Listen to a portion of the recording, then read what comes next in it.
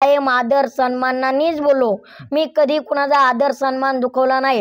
हा मी बोललो असं म्हणत नाही, पण मी कधीच कुणाच्या मागं बोललो नाही. मी जे काही बोललो ते तोंडा बोललो, पण मी वैयक्तिक कुणाला बोललो नाही. आता कॉर्नर केला जायचं या लोकांनी.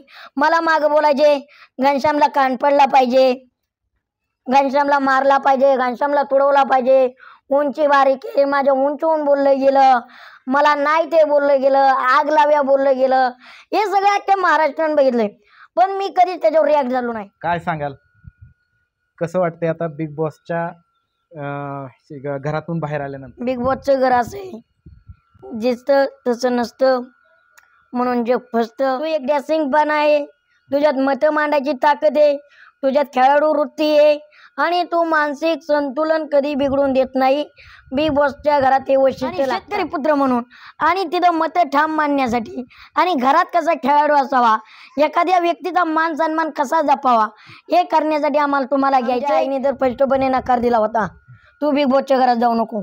का तर त्यांना माहित होतं मी हट्टी जरा, आठवड्याला क्रेटिनचं इंजेक्शन आहे, मग या गोळ्या औषधांचं कसं होणार, काय होणार. पत्र्याच्या घरातनं बिग बॉसच्या AC घरामध्ये गेल्यानंतर काय वातावरणात बदल जाणवला का? तिथं विचारांनी खेळलं जातं, डोक्याने खेळलं जातं. घनश्याम दरोडे बिग बॉसच्या घरात डोक्याने कमी खेळला आणि मनापासून जास्त खेळला, हृदयापासून जास्त खेळला.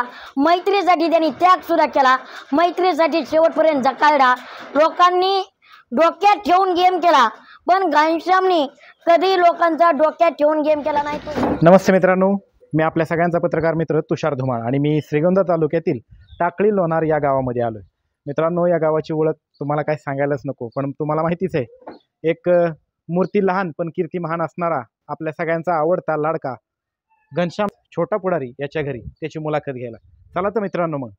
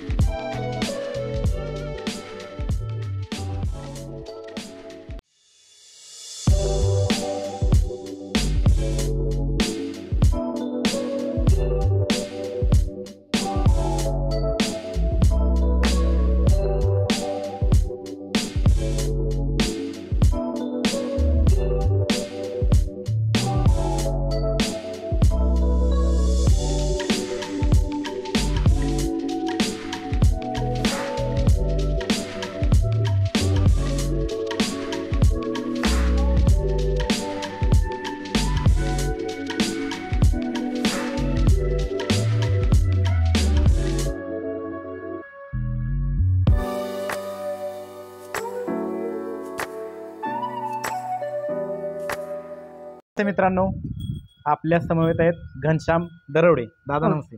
नमस्कार. नमस्कार. काय सांगाल, कसं वाटतंय आता बिग बॉसच्या घरातून बाहेर आल्यानंतर? नाही, खरं तर बिग बॉसच्या घरातून बाहेर आलोय. एक बिग बॉसच्या घरात असताना एक वेगळं जीवन अनुभवायला मिळालं. ज्या गोष्टी माहीत नव्हत्या त्या गोष्टी शिकायला मिळाल्या. बिग बॉसचं घर असं आहे, जिथं तसं नसतं म्हणून जग फसतं. अशा टाईप ज्या गोष्टींचा अनुभव पाहिजे होता त्या गोष्टींचा अनुभव आला. ज्या गोष्टी शिकायला अवघड होत्या त्या गोष्टी शिकत गेलो. माणसं ओळख व्हायला लागली आणि बिग बॉसच्या घराने मला बरंच काही दिलं. त्यातून एवढा मोठा माझ्या आयुष्यात पहिल्यांदा रिॲलिटी शो आला आणि मी सुद्धा चांगल्या पद्धतीने रिॲलिटी शोमध्ये रसिक मायबापांचे मन जिंकण्याचं काम आणि प्रयत्न सातत्याने केला. आणि बिग बॉसच्या घराचं सांगाल तर खरं तर म्हटलं तर मला वाटलं सुद्धा नव्हतं की एवढा मोठा शो आपल्याला मिळेल आणि त्या शोचं मला त्या शोमध्ये जाऊन काम करता येईल. पण सर्वांचा आशीर्वाद, महाराष्ट्रातील जनतेचं प्रेम माझ्यावरती म्हणावं लागेल. सर्वांनी रसिक मायबापांनी आज 6व्या आठवड्यापर्यंत मला ठेवलं. त्यांचं सर्वांचं मी मनापासून आभार मानतो. निवड कशी झाली होती तुझी शोमध्ये? निवड अशी झाली होती की मला तर मी आधी सिरियसली सांगतो मनापासून, बिग बॉसचा शो मी काही बघितला नव्हता. पण बिग बॉसचं शोचं नाव मी खूप ऐकून होतो आणि मला खूप इच्छा होती बिग बॉस करायचा, बिग बॉस करायचा. आणि कसा असतोय काय असतोय.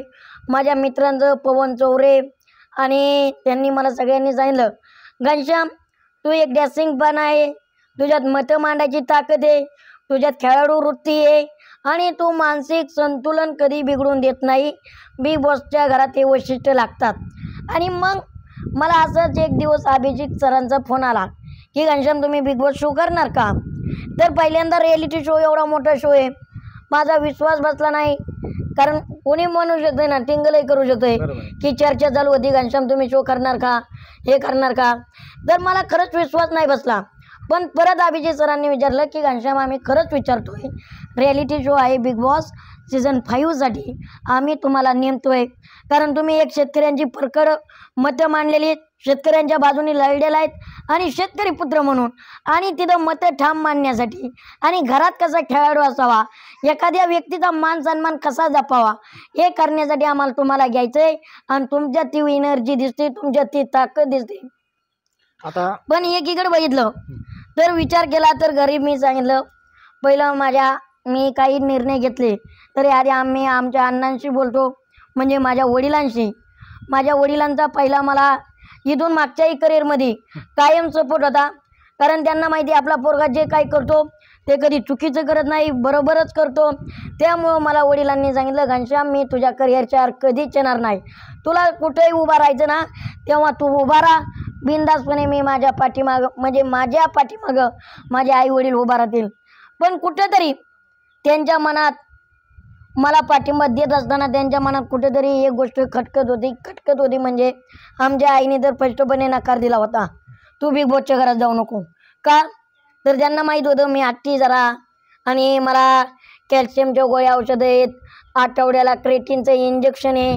मग या गोळ्या औषधांचं कसं होणार, काय होणार. आणि त्यांना माहिती आहे मी घनश्याम कसा आहे, आई वडिलांचा एकुलता एक लाडका असल्यामुळं घरात पण हट्टीपणा करतो, मला सगळ्या गोष्टी व्यवस्थित लागतात. तर अण्णा मम्मी म्हणायच्या तुला जमणार नाही, तुला जमणार नाही. मग आमच्या मोठ्या बहिणीने कन्व्हिन्स केलं, विद्याताईने, की घनश्यामला जाऊ द्या, सागरदाजीने, आमच्या सगळ्या बहिणींनी कन्व्हिन्स केल्याच्या नंतर मला अण्णांनी पहिला पाठिंबा दिलतात. पण परत अण्णा काय म्हणले, घनश्याम तू जा, लढ बिंदास, आम्ही कायम तुझ्या पाठीच्या आहे मागं आहोत.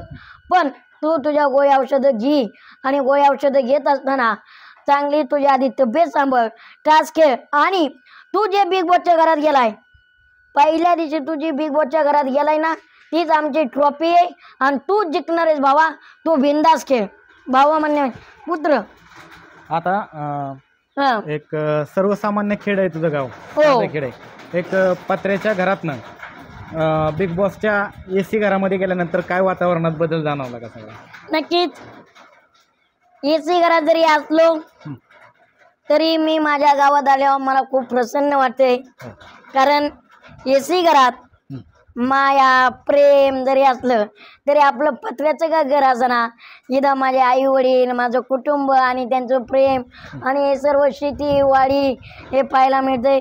खूप फरक आहे. तिथं विचारांनी खेळलं जातं, डोक्याने खेळलं जातं. पण आज घनश्याम दरोडेंचा असा इतिहास आहे महाराष्ट्रात की घनश्याम दरोडे बिग बॉसच्या घरात डोक्याने कमी खेळला आणि मनापासून जास्त खेळला, हृदयापासून जास्त खेळला. मैत्रीसाठी त्यांनी त्यागसुद्धा केला, मैत्रीसाठी शेवटपर्यंत झकाळला.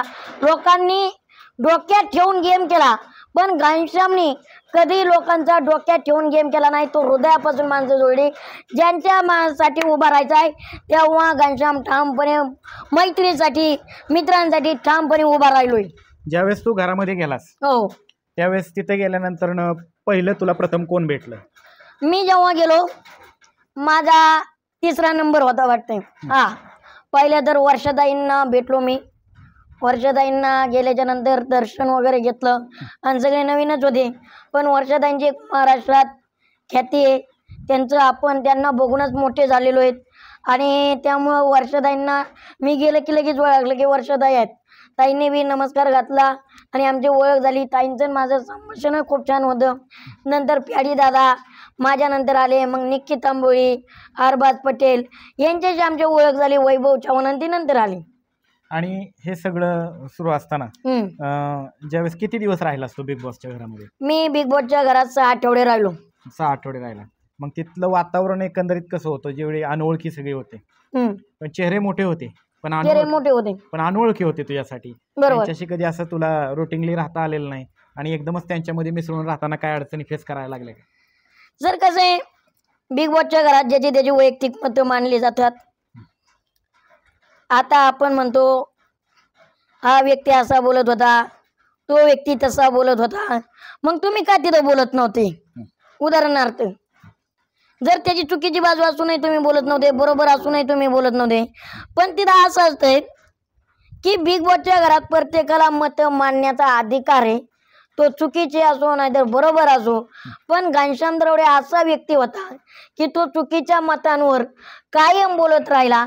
बरोबर मत असली तर त्याला पाठीशी घालत आला, पण चुकीच्या मतांना तो कधीच सहमत राहिला नाही.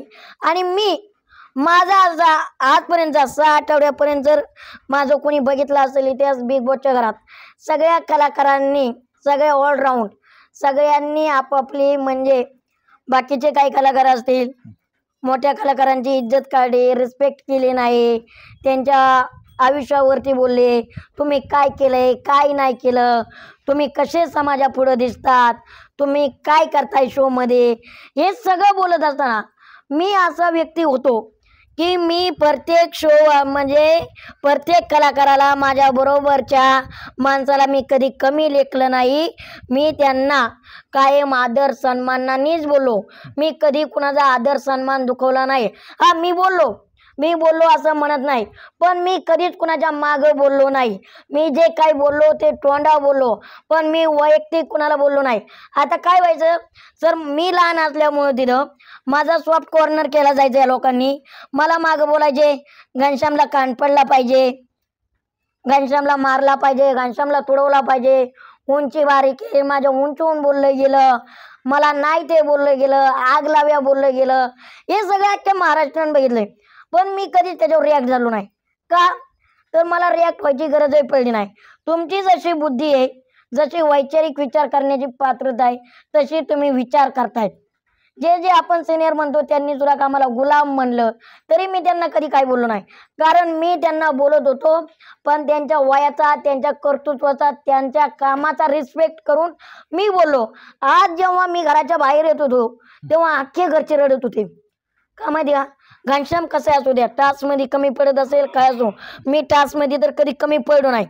पण जरी कमी पडत असलो तरी माणसं जपण्यात आणि माणसांचं कर्तृत्व जपण्यात मी घनश्याम दरोडे कधीच कमी नाही पडलो. आणि आज बिग बॉस सीझन 5च्या इतिहासात असं घडलंय की एक व्यक्ती तो मनापासून खेळलाय. कोण? घनश्याम. डोक्याने कमी खेळलाय आणि मनापासून खेळलाय. घनश्याम वय किती तुझं? 21. एवढा समजूतदारपणा कसा काय?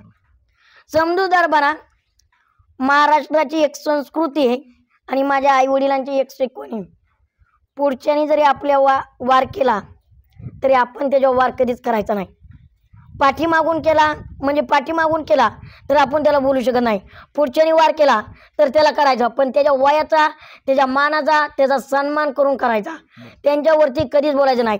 प्याडी दादा असतील, वर्षाताई असतील, ते माझ्या आई वडिलांसारखे होते. सगळे कलाकार माझ्यापेक्षा मोठे होते. त्यांनी मला कसं वागावं हे त्यांच्या हातात आहे. त्यांनी मला कसा रिस्पेक्ट द्यावा ते त्यांच्या हातात आहे. ते जरी माझे टप असले, स्पर्धक असले, तरी स्पर्धकाला एक वागवायची पद्धत असते आणि मी माझ्या स्पर्धकाला कधी कमी समजलं नाही. भलेही त्यांनी माझ्या पाठीमागून कसे असं वार करू नाही करू मला काही फरक नाही पडत, कारण ती एक त्यांची स्ट्रॅटेजी होती, गेम प्लॅन होता. पण मी असा माणूस आहे की मी मागं कधी कुणाला बोललो नाही बिग बॉसच्या घरात आणि कधी बोललो नाही. सगळं जे काय आहे ते तोंडावर बोलायचो, परखडपणे बोलायचो. चुकीचे असेल तर चुकीची बाजू मांडायचो. बिग बॉसच्या घरामध्ये आतमध्ये तुझा खास जवळचा मित्र कोण? माझा बिग बॉसच्या घरात खास मित्र म्हणण्यापेक्षा माझे 4 मित्र होते. अख्ख्या घरच्यांना नाही माहिती. अरबाज एक होता, वैभव दादा होता आणि निक्की होती, जान्हवी पण होती, इरिना होती. हे प्याडी दादा ती सगळेच आमचे खास मित्र होते. पण बिग बॉसनी टीमच विभागून दिल्या होत्या, त्यामुळे आम्ही टीमने खेळत होतो. पण आम्ही सगळीकडे बसायचो. मी तरी वैयक्तिक सगळ्या ग्रुपमध्ये बसायचो. 3 आठवडे झाले. सरांनी रितेश सर सुद्धा म्हणले, घनश्याम अजून तुम्ही आम्हालाच कळणार तुम्ही कुठे चाललायत, तुम्ही आम्हालाच मिळाला ना नेमकं कुठे आहेत का. तर घनश्याम टास्क खेळताना प्रामाणिकपणे खेळायचा, टास्क खेळताना प्रामाणिकपणे खेळत होता. पण घरात त्यांनी कधी राजकारण करताना कधी माणसं बघितली नाही. ही आपल्या ग्रुपची, ती त्यांच्या ग्रुपची आहेत. कुणाला दुखलं खुपलं, घनश्याम असा माणूस होता, त्या माणसाची मदत जाऊन करणार होता. प्रत्येकापाशी बसायचो, प्रत्येका संग बोलायचो, प्रत्येकाचं मत ऐकायचो, प्रत्येकाच्या मतावर प्रतिक्रिया द्यायचो. आज सूरज चव्हाण एक होता बिग बॉसमध्ये, सगळ्यांना माहिती आहे परिचय. त्यांनी मला किती बऱ्या नॉमिनेट केलं. प्रत्येक नॉमिनेटला मला सूरजने नॉमिनेट केलं. पण सूरजला जेव्हा घरात आला तेव्हा मी शब्द दिला, घनश्याम जोपर्यंत तुझा लहान भाऊ या घरात आहे तोपर्यंत मी तुला कधीच नॉमिनेट करणार नाही. सूरज, जेव्हा जेव्हा तुला वाचवायची बारी येईल ना तेव्हा मी वाचवेल. मी तुझ्या मागं लहान भाऊ म्हणून उभा राहील. त्यांनी मला 1000 बाऱ्या नॉमिनेट करू द्या, त्याला बोलून द्या मला, पण मी आजपर्यंत सूरजला कधीच नॉमिनेट नाही केलं. बिग बॉसच्या घरातला मागच्या 6 आठवड्यात तू राहिला, त्यातला सगळ्यात अवघड टास्क कुठला होता? नाही, माझ्यासाठी तर कुठला अवघड नव्हताच, कारण सगळ्यांसाठी मीच अवघड होतो. 6 आठवडे जेवढी चर्चा बघताय ना तुम्ही, बरोबर आहे, 6 आठवड्यात तेवढी घनश्याम आणि निक्कीवरच चर्चा होती. का? घनश्यामचं पै बरं का, घनश्याम निष्ठू शकतोय, घनश्याम डावे बाजे, घनश्याम असा डाव फिरू शकतोय, घनश्याम टिकून तसा डाव फिरू शकतोय, घनश्याम इकडे येऊ शकतोय. म्हणजे माझ्या गेमचा कुणालाच अंदाज येत नव्हता. घरातही बसलो तरी चर्चा माझ्याबद्दलच होती. आणि आता घनश्याम येतच करतो. आता बाहेर आला तरी तुझी चर्चा आहे. आता बाहेर आलो तरी तेच असणार आहे. घनश्याम असता तर असंच खेळला असता, घनश्याम नसता तर तसंच झालं असतं. म्हणजे जेवढे 6 आठवडे ना आम्ही घरात होतो, एकतर निक्कीची चर्चा नाहीतर माझी चर्चा. रितेश जर चावडीव म्हणायचे, तुम्ही गेम प्लॅन करताना सुद्धा घनश्यामला गृहीत धरून का गेम प्लॅन करताय? घनश्यामला गृहीतच धरू नका तुमच्या टीम मध्ये. बरोबर. रितेश सरांविषयी काय सांगशील? नाही, रितेश सरांचं काम एकदम चोख आहे आणि त्यांचा म्हणजे विषयच नाही बोलण्यासारखा. कारण रितेश सर जे खरं असतं, फरकड असतं, त्याची दातच करतात आणि त्यांच्या चावडीवर चुकीला माफी नाही. बरोबर. मी जर चांगला खेळलो तर माझं कौतुकच करणार, पण मी जर वाईट खेळलो तर माझं वाईटच सांगणार. ज्यावेळेस वेगवेगळे हिरो आले होते मध्यंतरी बिग बॉसच्या घरात, त्यावेळेस अक्षय कुमार आला होता, कसं वाटलं तुला? नाही, खूप छान वाटलं होतं. अक्षय सर आले आणि विशेष म्हणजे ते मराठीत हिंदीत बोलले होते, सगळं छान. त्यांचं प्रमोशनही केलं तर बिग बॉसवाल्यांनी. पण ठीक आहे, कलाकार आले भेटल्यावर आणि आपल्या कामाची पोचपावती दिल्यावर ते मला स्वतः म्हणले, घनश्यामजी तुम्ही भाषण चांगलं करताय, बोलताय छान आणि बिग बॉसच्या घरात बी चांगलं करताय. म्हणजे जर एका मोठ्या कलाकाराने जर बारक्या कलाकाराला जर एकाची कामाची जर चांगली स्तुती केली ना, आणखीन कामाला बळ येतं. बरोबर. अक्षय सरांनी आमच्यासाठी शुभेच्छा दिल्या, तो एक आमच्यासाठी आशीर्वाद होता आणि लाख मोलाचा ठेवा होता. जसं वर्षाताईंनी आमच्यासाठी आशीर्वाद रूपी लाख मोलाचा ठेवला पॅडीदादांनी ठेवला. त्यांनी आम्हाला कायम चुकीच्या गोष्टी बरोबर सांगत गेल्या आणि ते आम्ही करत गेलो. आता 2च दिवस झालं तू बाहेर आला, 2-3 दिवस इथून मागं तू घरात होता. आता 2 दिवसात तू जो सगळा खेळ आहे तो मोबाईलवरती किंवा टीव्ही वरती पाहतोय. आता सध्याच्या घडीला सर्वोत्कृष्ट कोण खेळतंय घरामध्ये? सर कसं आहे, बिग बॉसच्या घरात सर्वोत्कृष्ट खेळाडू आहेत ना, सगळेच खेळतायत, असं कोणी कमी नाही. सगळेच बाजीने खेळतायत, सगळेच ताकदीने प्रचंड, म्हणजे जेवढी क्षमता आहे बुद्धीची तेवढे सगळे विचार करून खेळतायत. खूप छान खेळतायत आणि सगळ्यांनी खेळलं पाहिजे. बिग बॉस हा खेळ नुसता खेळायचा नाही तर तो एन्जॉय सुद्धा करायचा आहे. टास्क आला की कम्प्लीट करायचा नाही. त्याच्यात तुम्ही किती मनोबल वाढवताय, किती एन्जॉय करताय, तो टास्क काय आहे काय नाही, का धर की पकड की मार की ओढ के होय हा, हे चुकीचं आहे. लोकांना प्रेक्षकांना आनंद बी वाटला पाहिजे, प्रेक्षकांना त्या टास्कची कौतुकही वाटलं पाहिजे. आणि हा टास्क यांनी असा डिझाईन केला होता, आपल्याला वाटलं नव्हतं खेळाडू इतका चांगला खेळतील, असं प्रेक्षकांना वाटलं पाहिजे. नाही अरे अरे ते टास्कची तर फार वाट लावून टाकली, हे चुकीचं आहे, असं नाही वाटलं पाहिजे. ज्यावेळेस तू घरी असतो त्यावेळेस तुझं मुलाखत घ्यायला कोणीतरी आमच्यातले सहकारी मित्र असतात, त्यावेळेस एखादा कॅमेरा असतो. पण बिग बॉसच्या घरामध्ये गेल्यानंतर कोपऱ्यामध्ये ठिकठिकाणी कॅमेरे होते. त्यावेळेस वावरताना कुठं दडपण होतं का? नाही नाही, असं काही वावरताना दडपणच नव्हतं, कारण आपलीच पर्सनॅलिटी रिअली. दडपण कोणाला असावं लागतं? ज्याला फेक वागायचंय, ए तुला एक सांगितलंय, इकडे एक सांगू का तिकडे एक सांगू का, त्याला कॅमेऱ्याची भीती असते. अरे आपणच ओरिजिनल आहे तर आपल्याला काय भीती कॅमेऱ्याची? आणि आपण रियालिटी शो मध्ये आपली रियालिटी पर्सनॅलिटी कशी दाखवायची ना. मला काय म्हणायचंय, माझं घर आहे तर मी माझ्या घराला माझ्या घरासारखं वागवलं पाहिजे. आपण आपली पर्सनॅलिटी म्हणतो, रियालिटी शो म्हणतो. हा बिग बॉस आयुष्याचा शो नाही, हा शो 3 महिन्याचा आहे. पण प्रेक्षकांच्या मनावर आपली प्रतिमा काय जाणार आहे हे आपण ध्यानात ठेवलं पाहिजे. ज्यावेळेस तू बिग बॉसच्या घरामध्ये जाणार होतास, ज्यावेळेस तुला समजलं तुझं सिलेक्शन झाले, त्यावेळेस तू उराशी एक स्वप्न बाळगलं होतं. हो, त्या स्वप्नांचं काय झालं? नाही स्वप्नांचं काही झालं, सगळ्याच स्पर्धकांचं एक स्वप्न असतं की मला ट्रॉफी पाहिजे, मला ट्रॉफी पाहिजे. मी कोणालाच दोष देत नाही, मी माझ्या मनाला दोष देतोय. कारण मी मराठी प्रेक्षकांपर्यंत त्यांच्या मनात जागा करायला थोडासा कमी पडलो असेल, म्हणून मी मागं आलो असेल. आणि त्यांनी मला 6 आठवडे दिले तरी त्यांच्या संधीचं मी सोनं करण्याचा प्रयत्न केलाय. पण त्यांच्या मनात जर माझी जागा निर्माण नसेल झाली तर मी पुन्हा एकदा सांगतोय, रसिक मायबापाला घनश्याम दरोडे पुन्हा नव्या ताकदीने उभा राहील आणि तुमच्या मनात जागा करेल. फक्त थोडीशी जागा तुमच्या मनात ठेवा, घनश्याम दरोडेला तुमच्यापाशी ठेवायला. ज्यावेळेस तू घरामध्ये 6 आठवडे वावरत होतास त्यावेळेस गावाकडची कधी आठवण आली का? का वाटलं का नको आता बस गावाकडे जाऊया? नाही सर, कसं आहे, मी गावाकडचा मुलगा आहे आणि शेतकरी मुलगा आहे. शनी तर गावाकडे आठवण येणारच, शेतीची आठवण येणार, आपले जनावर आहे त्यांच्या मनापासून प्रेम केलेलं असतंय, आई वडिलांची आठवण येणार, घरी काय चालू असतंय काय नाही. पण प्रत्येक गोष्टी जर बोलून दावल्या तर एक वेगळं सहानुभूतीचं राजकारण म्हणलं जातं त्याला. सहानुभूती काही गोष्टी मनातच ठेवायच्या असतात, काही दडपायच्या असतात, काही बाहेरही काढायच्या असतात, कधी वेळ आल्यावर बाहेर काढावं लागतात. पण असं नाही की मी फार शहरातच वावरलोय मला गावाकडे आठवण नाही येणार. माझा तर मी बिग बॉसच्या घरातला असा एकही दिवस सांगू शकत नाही की त्या दिवशी मला माझ्या घरची आठवण आली नाही. कारण मी आयुष्यात एवढं स्ट्रगल करत असताना मी माझ्या अण्णा मम्मीला माझ्या कुटुंबाला सोडून एवढे दिवस कधीच राहिलो नाही, भलेही माझ्या मामाजीनं. पण मी पहिल्यांदा बिग बॉसच्या घरात राहिलो आणि बिग बॉसने सुद्धा माझी खूप काळजी घेतली. मला वेळेवर गोळ्या औषधं द्यायचे, इंजेक्शन द्यायचे, थायरॉइडची गोळी, जेवण, माझं पथ्य, सगळ्यांनी बिग बॉसने खरंच काळजी घेतली. त्यांनी माझ्या तब्येतीची आधी विचारपूस कायम करायचे. प्रत्येक तास झाला, घनश्याम तुम्ही ओकेत, घनश्याम तुम्ही ओकेत. त्या बाबतीत बिग बॉसला मी 100% 100 मार्क देईल. माझंच नव्हे तर इतर स्पर्धकांची सुद्धा बिग बॉस मनापासून आणि खूप काळजी करतो. आता तुम्ही आतला विषय सांगितला, गोळ्या असतील, आहार असतील. आतमध्ये आहार कसा असायचा, जेवण कसं असायचं तुम्हाला? जेवण आमचं रेग्युलर असायचं. काय आपण भाजी भात पोळी खात होते.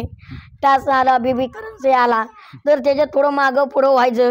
कारण आमच्यातही एक संचालक राहायचा ए टीमचा आणि बी टीमचा एक संचालक राहायचा आणि बिग बॉस असं गेम करायचं की बी टीमचं संचालकनी ए टीमचं सांगायचं आणि ए टीमच्या संचालकनी बी टीमचं सांगायचं. म्हणजे ह्याच्यात विरुद्ध सांगायचे. यांचे जर विचार नाही पडले घरचे गेले उपाशी.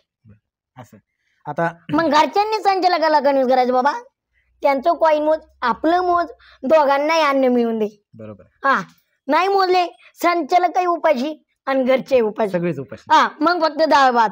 एक आठवडा आम्हाला करावं लागलं. बुधवारचा टास आला आणि आमच्या निकुताई संचालक होते आणि कॉईनचा टास आला. कॉईनचा टास आला.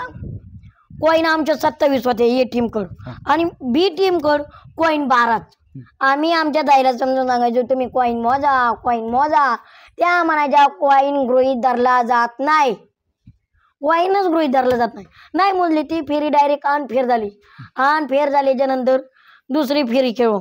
दुसऱ्या फेरीत थोडेसे आले बाबा 50,000 रुपये आले दुसऱ्या फेरीत आणि तिसऱ्या फेरीत तर डायरेक्ट धुमाकूळच घालून टाकला. मग मी यांनी काय केलं मी जेव्हा पडलो तेव्हा माझा डबा निसटला तर यांनी माझ्या डब्यातले कॉईन घेतले.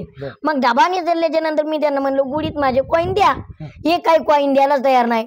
मग मी एवढे अग्रेसिव्ह मध्ये टास्कमध्ये डायरेक्ट म्हणलं आपल्याच संचालक डबा गृहीत धरणार नाहीत डबाच उडून टाकूया डायरेक्ट. उडवलं 6 कॉईन घेतलं. पण बिग बॉसने जरा आमची चेष्टर झाल्यामुळं तो टास्कच कम्प्लीट केला नाही.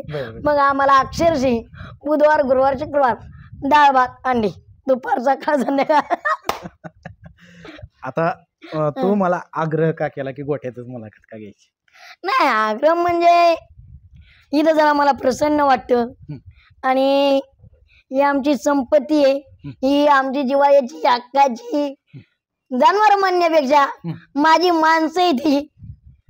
मी असा माणूस आहे कधी आमची मम्मी पप्पाची भांडणं जर झाली तर काही गोष्टी सांगायच्या म्हणलं तर ह्या माणसांना मी सांगत असतो. सगळ्यात आवडती गाय कुठली तुझी? नाही असं काही नाही. यांच्यात माझा आजा तुझा भाऊ नाही. सगळ्यांना मूठ टाकणं सगळ्यांना पाणी पाजणं काय सांगतो कसं सांगतो? नाही तीच मला सांगत असतात मालक पाणी द्या. म्हणजे कसं मम्मी पप्पांची भांडणं होतं तेव्हा काय कसं येऊन सांगतोस? बरं का आमचं कसं असतंय प्रत्येक माणसाचं किंवा प्राण्याचं डोळं खूप बोलक असतायत. आणि शेतकऱ्याच्या घरात जितका मुलांना जीव नाही लावत तितकं जनावराला जित्राबाला जीव लावलेला असतो. मग त्या शेतकऱ्याचा आता मुलगा जरी नाराज असला ना तरी त्या गायला कळतं त्या जित्राबाला कळतं. आमचे गुरं इतके गरीब आहे त्यांना जाऊन नुसतं बघितलं ना तरी मनाने समाधान भरतं. मी काल घोट्यात आलो रात्री 2 वाजता आलो. मी आधी घरात गेलो नाही. आधी मी माझ्या घोट्यात आलो आणि हात फिरवला सगळ्यांवर. हा बाबा मी शुक्र भाई. आणि मी आजही तुम्हाला बघायचं असलं ना जेव्हा माझी गाडी म्हणजे आम्ही बाहेर प्रवासाला निघतो ना सगळे अशी वळून बघतात. म्हणजे एक आपुलकीचं जिव्हाळ्याचं नातं असतं. आणि मी तर म्हणेन माणसापेक्षाही जनावर प्राणी इमानदार आहेत.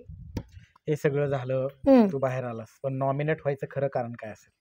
नाही नॉमिनेट व्हायचं खरं कारण एकच असेल सगळ्यांपेक्षा मी टफ होतो. सगळ्यांना माहित होतं मराठी भाषेत एक म्हणे नाकापेक्षा मोती जड. आणि मला काही नॉमिनेटची भीती नव्हती कारण घरच्यांनी किती नॉमिनेट केलं तरी त्यांना मतदान करायचा अधिकार नाही. जनता मला घरात ठेवणार होती आणि सगळ्यांना मी असा ॲग्रेसिव्ह वाटायचो मतात ठाम वाटायचो आणि पारदे जरा जड वाटायचं त्यांना. त्यांच्या मताला ओला हो म्हणत नाही नाहीला नाही. माझी मतं वेगळी माझा निर्णय वेगळा. त्यामुळं घरच्यांनी सगळ्यांनी एकत्र येऊन मला नॉमिनेट केलं. आणि कसं आहे नॉमिनेट करण्यापेक्षा ते एक गेम आहे. मी एक स्पर्धक आहे. ती माझ्यासमोर उभं राहत आहेत मी त्यांच्यासमोर उभं राहतोय. उभं राहिलंही पाहिजे. आता जाता एक शेवटचे 2-3 प्रश्न. ज्यावेळेस तू बिग बॉस मधून घरातून बाहेर आला किती मुलाखती झाल्या? मुलाखती किती झाले हे सांगता येणार नाही कारण कालच्यापासून मुलाखती फोन चालू आहे. घनश्याम तुम्हाला शुभेच्छा. आम्हाला वाटलं नव्हतं तुम्ही येतात. तुम्ही आलात. आमचे अश्रू थांबनात. काही कार्यकर्ते तर असे आम्ही आजच शो सोडला पण मी त्यांना सांगितलंय शो सोडायचा नाही. मी जरी तिथं नसलो तरी बाकीचे आपले मराठी खेळाडू तिथे सगळ्यांनी शो बघायचा. मी सपोर्टला आहे. काही स्क्रीनवर दिसल्याने काही फरक नाही पडत. स्क्रीनवर नसलो तरी तुमच्या मनात माझी जागा आहे ना बस. याच्यापेक्षा मला काही पाहिजे नाही. तुम्ही आहेत ना तर मी तुमच्यासाठीचे. तुम्ही माझ्यासाठी मी तुमच्यासाठी. त्यामुळं म्हणलं कोणी मतभेद करू नका. कोणी कुणावर राग धरू नका. याने घनश्यामला नॉमिनेट केलं, घनश्यामला त्याने नॉमिनेट केलं, आता आपण राग काढू, आपण एक जाऊ, असं करू नका म्हणलं. आपण सर्वांनी एकत्र यायचं. गेम हे हार जीत होतच असती आणि जो पराजय पचवतो ते हे सुद्धा पचवू शकतो. म्हणून मी माझ्या काही मित्रांना, माझ्या फॉलोअर्सला, कार्यकर्त्यांना म्हणलं, कोणी चिंता करू नका. घनश्याम दरोडेने जरी बिग बॉसच्या घरात ट्रॉफी नसली घेता आली तरी तुमच्या मनात मी तुमची जागा, माझी जागा तुमच्या मनात केलेली, त्यामुळं काळजी करू नका. त्यामुळं जनता थोडीफार नाराज होती. मी बाहेर येतो, त्यांना वाटलं नव्हतं की घनश्याम बाहेर येईल म्हणून, पण त्यांना सगळ्यांना मी सांगितलं, मला जरी थोडा वेळ कमी असला तरी मी चांगलं करण्याचा प्रयत्न केलाय आणि परत चांगलं करेन. आता आईंनी मला तुझ्या ट्रॉफी दाखवल्या सगळ्या कबड मधल्या. आईने सांगितलं तुला बैलांचा खूप छंद आहे, बैलांच्या विषयी काय सांगशील? नाही, बैलांचा तर खरंच मला खूप छंद आहे. कारण बैल पोळा म्हटलं की तर माझं तर असं ठरलेलं आहे, बैल पोळ्याचा सण हा आमचा असतो. कारण बैलांना सजवणं, बैलांना फिरवणं, बैलांना शेतात नेणं आणि बैलप्रेमी म्हणजे बैलप्रेमी नाद कुळा. बैलाला काय बोलू शकतो आपण, बैल मानण्यापेक्षा तो एक आपला प्राणी असतो, एक हक्काचा मित्र असतो. किती गोष्टी शेअर करू शकतो त्याच्याबरोबर, किती नाही. आज तुम्ही शेतकऱ्याच्या घरात चटणी भाकर असू द्या, पण त्यांच्या दारातली जनावरं बैल एकदम खुश असतात. ते जितकं मुलाला, घरच्यांना प्रेम करत नाही तेवढा शेतकरी त्याच्या जनावरांवरती प्रेम करत असतो. बैल नुसता म्हणायला बैल असतो, पण घरातला एक सदस्य असतो. त्याला जर आजारी पडला तर घरचे जेवण करत नाही, इतकी त्यांच्या प्रेमात ताकद असते. मी तर बैलांशिवाय ना, म्हणजे आमच्याकडे बैल आता जरा नाहीत. मी आता बिग बॉस मधून आलो, आता आणणार बैल किल्लर, डायरेक्ट किल्लर आणणार आहे. हो किल्लर, मला ना दे. शर्यतीला येणार नाही, शर्यत हाऊस नाही आपली, पाळायची. खांदे वाटतं गायला बस. हा, तर मला आहे नाद आणि नाद असावा. कुठल्या कलरची बैल आवडते? सांग कलर. नाही असं काय नाही, कलर पांढरा ओके, आणि कुठल्या जाती? पण असं नाही, कुठल्या जाती? किल्लर किल्लर, किल्लर किल्लर आणणार. हो हो. आता मला बैलांचा जन्म, मी एकदा आमच्याकडे बैल होती, पण शर्यतीला जायच्यामुळं आणि थोडस प्रॉब्लेम असल्यामुळं ते गेला. शर्यत पाहता का तुम्ही? हो खूप. कुठला बैल आवडतो? मला शर्यत बैल बघण्यापेक्षा मला प्रत्येक बैलाचा थरारक आवडतो. धावणारा नाही, सगळेच बैल छान असतात, सगळे छान. अहो ते त्यांच्या मेहनतीने पळतायत ना, त्यांच्या कष्टाने, त्यांच्या ताकदीने, जोराने पळताय ना. भलेही गाडा हरू द्या, भलेही गाड्यात मागे राहू द्या, पण ते पळण्याची जिद्द ठेवतायत ना, ताकद ठेवताय ना. एक बैल नाही पळाला तर एक राहील का? मग असं कोणी म्हणू शकत नाही. बैल हे पाहूनच तुला जिद्द मिळाली का? मग हे पाहून आणि घरच्यांचे आशीर्वाद, बहिणींचे आशीर्वाद, पाहुण्या रावळ्यांचे सगळ्यांचं प्रेम, एक घरच्यांचं कुटुंबाचा साथ असला ना, लढायला काही वाटत नाही. परत बिग बॉसच्या घरामध्ये तुला बोलवू शकतात का? निश्चित बोलवलं तर जाणार का? विचार करेन. आणि आता पण विचार असा करेन की बोलवलं तर नाही म्हणू शकत नाही, पण जाणार. आणि आता तुझे फॅन्स आहेत, फॉलोअर्स आहेत, तर आता सध्याच्या घडीला तू आता आलायस बाहेर बिग बॉसच्या घरात, नाही तुला जी मेन ट्रॉफी आहे ती कुणी घेऊशी वाटते, कोण विजेता होऊशी वाटते? असं काय नाही, मेन ट्रॉफी मी प्रत्येक खेळाडूला सांगेन, ट्रॉफीसाठी खेळू नका, प्रेक्षकांसाठी चांगलं खेळा. ट्रॉफी आहे, पण आपला मान सन्मान या घरात जपा. जसं तुम्ही गेलायत तसंच ओरिजिनल प्रतिमा बनून बाहेर या. कारण तुम्हाला माहिती आहे, सूरज जितका माझ्या जवळचा आहे, घरातला आहे, तितकाच आरबा सुद्धा माझा भाव आहे, वैभव सुद्धा माझाच भाव आहे. स्पर्धकांना मी सगळ्यांना शुभेच्छा देतो आणि मी तर म्हणेन बिग बॉसनी सगळ्यांना ट्रॉफी द्यावा, कुणाला नाराज करू नये. आणि आता पुढचं काय असणार तुझं? आता बाहेर आला असतो, आता काय नियोजन आहे, पुढचं काय आहे तुझं? नाही, आता काम चालू आहे, शूटिंग चालू आहे, सिनेमा, आणि लवकरच नवीन नवीन प्रोजेक्ट येतील. बोलू येतो मॉल ओपनिंगला. चालते, येऊ. धन्यवाद दादा, धन्यवाद, खूप खूप धन्यवाद. तुमच्याही मनापासून आभारी. तुम्ही आलात, तुमच्या चॅनलचं, तुमचं सर्व टीमचं मनापासून घनश्याम दरोडे मित्र परिवाराच्या वतीनं सहर्ष स्वागत करतो.